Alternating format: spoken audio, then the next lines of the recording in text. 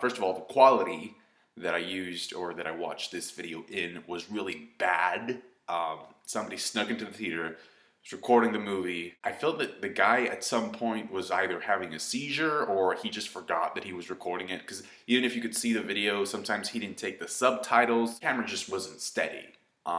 That being said, I'll leave the link in the description in case you want to see it, because if I can get excited over a Game of Thrones trailer that was, you know, recorded kind of like in the same way, then I can get excited for Naruto. And normally the quality wouldn't bother me as much, except there's this fucking beautiful intro that is done in classic style Asian animation that tells the story from Kaguya and the fruit all the way to Naruto and Sasuke. So you have Kaguya, and you have Madara and Hashirama, and you have the fourth and Kushina sacrificing themselves to save the village, and you have like Naruto and Sasuke. Even from the shitty camera work, I can tell that that intro was amazing. But it's still shitty camera work, so you can't really see all of it. Second thing is, Sasuke is not in this movie. I mean, he is and he isn't. He has 3 scenes, in 2 of which we get to see his face. Both of those scenes last less than 10 seconds. So odds are, if you've seen the trailers for the movie, if you've seen the promos, you've already seen everything from Sasuke that's going to be in this movie. But let's start with things that I thought worked really well for this film, in no particular order. I can't believe I'm saying this, but this movie does not work without Sakura. Like, if you were to remove her character from this movie, the entire thing would just collapse. Like, it would just wouldn't work. Because there are certain things that she does that no other character in the story of Naruto can do for Naruto. She's playing matchmaker in the beginning of the movie. She's actually encouraging Hinata to be more confident. She saves the main squad of this movie, which is Naruto, Hinata, Shikamaru Sai, and herself, from a genjutsu. She also heals Naruto to such an extent that it just takes a toll on her. But most importantly, and this is absolutely crucial for the movie, she actually helps Naruto address his feelings about like what he feels for her, Sakura, and what he actually feels for Hinata, and to differentiate the two. According to the movie, it turns out that the only reason why Naruto had a crush on Sakura, or said that he had a crush on Sakura, was because she was part of a competition with Sasuke. So if Sakura chose Sasuke, Naruto would feel like he lost to Sasuke. But it's not really, like, his feelings for Sakura were never that strong, according to the movie. It's just a competition, and she was kind of like a prize to be won. There are a couple things in this movie that serve to stabilize the Naruto and Hinata bond, and that is done through a couple of things. Through the use of flashbacks, some of which are part of the manga. In fact, the Pain Invasion flashback, the animation is almost exactly the same as in the anime. Now, in these flashbacks, Naruto kind of becomes an observer, which is cool because it's like he's paying attention to details that we already seen and we've paid attention to, but he hasn't. Like, as kids, Iruka tells them to write down the name of the one person that they would spend the final day on Earth with, and Hinata obviously writes Naruto's name. You can kind of see or tell that Sakura is writing down Sasuke's name, and that's the most important flashback because it comes back in the end, because Naruto tells Hinata, hey, like, back in the day I didn't know like whose name to write because I didn't have a family, I didn't have friends. But now I would write your name, Hinata, all day, every day. There's a lot of knitting in this movie. You know, scarves are a big part of this movie because I think Kishimoto said that his wife actually made him a scarf at one point. They're a pretty strong symbol of love in this movie.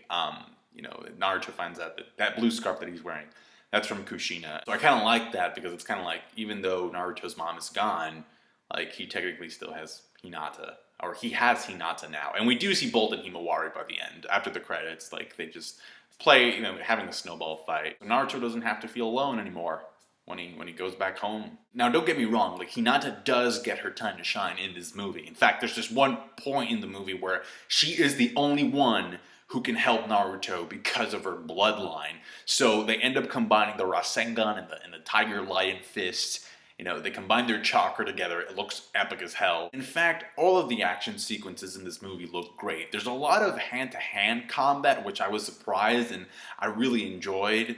The backgrounds and the locations look beautiful. The colors match well. The color of the Rasen Shuriken changed, and there's like another Rasengan that has like other mini Rasengans orbiting around it that also changed, probably because of, you know, the Naruto new mode or chakra that he obtained.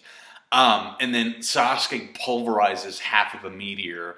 Rock Lee and the Kages, they do their thing as well. They're setting up Shikamaru really well to be Naruto's advisor as Hokage, because there's this one part where Shikamaru's like, so you gave up on a girl. A girl broke your heart, and you're giving up on her. Why not just give up on being Hokage as well? And then Naruto gets pissed, and then he's like, hey, listen, I don't care what happens between you and Hinata, but you are a shinobi.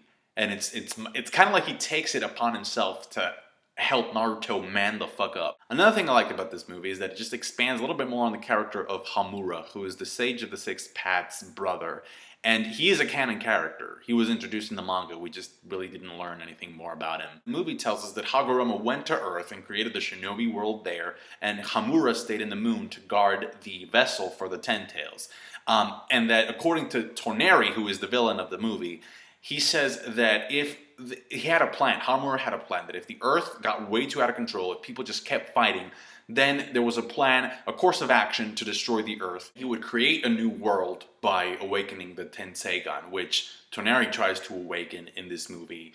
The Tenseigan is actually both an orb and a set of eyes. And in the beginning of the movie, he doesn't have eyes. That's why he kidnaps Hanabi. But Hamura was actually a good guy because Toneri just misinterpreted everything. So now we have the Byakugan, the Sharingan, the Rinnegan, and this movie introduces us to the Tenseigan, which I guess allows you to create a fucking planet. Like I said, there's a bunch of hand-to-hand combat in this movie, but it wouldn't be Naruto if we didn't have bombacity to this. So, by the end of the movie, that final fight between Naruto and Toneri, Toneri actually awakens a new unicorn mode. He's using kind of like that black orb chakra material that Obito used when he was the Jinchuriki for the Ten Tails. He actually has like a spinning sort of silver vacuum jutsu that he uses against Naruto's Rasengan.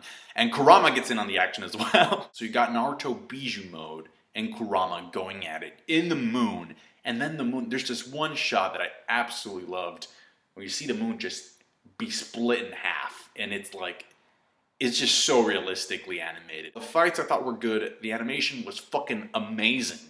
The music was actually a remastered version of a lot of it were like remastered tracks of the original Naruto soundtrack, but you can tell, like, no, there's definitely a fucking orchestra.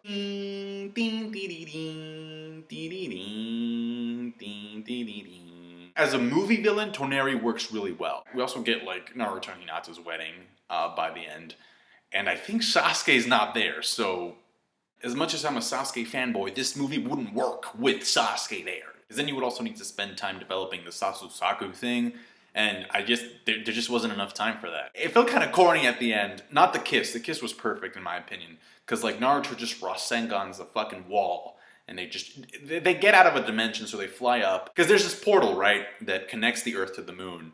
But then there's this one part where they're running. They're running on like these bubbles and spheres. And you see the fucking memories and shit. I loved when you actually see them regress in age. Like when they actually become their younger selves and they're basically holding hands. I thought that worked well. It's just the running. The thing that goes like, it's not even running. It's like they're jumping from sphere to sphere and these spheres are fucking collapsing, blowing up. It's like, fuck all the memories. We're making babies, bitch. And then Naruto pulls a Rose from Titanic and he's like, he actually tells Hinata, put your arms around me. And that was a very sweet moment. I have to agree. Like for, you know, I actually like that moment more than the kiss because it's just so endearing to see how much Hinata just loves Naruto. So if I were to rate the movie, I'd probably give it an 8.4 out of 10. And if I see it in better quality, that would probably go up to an 8.5, possibly 8.6. I can see why people wouldn't like this movie as much as I did. But if you think about it, I think this movie is the only Naruto storyline that does something for the character of Naruto that not even Kishimoto did in the manga, which is that it helps Naruto mature, not just, you know, from a romantic standpoint, but just from an emotional standpoint. Like, and part of that's what Naruto says. He says something like, as a man, I have something to tell you. So it's kind of like, it is Naruto basically like learning what it means to be a man. That, and there's a bunch of very funny moments that are just a throwback to the way that Naruto was in part 1. Again, I'm a Sasuke fanboy.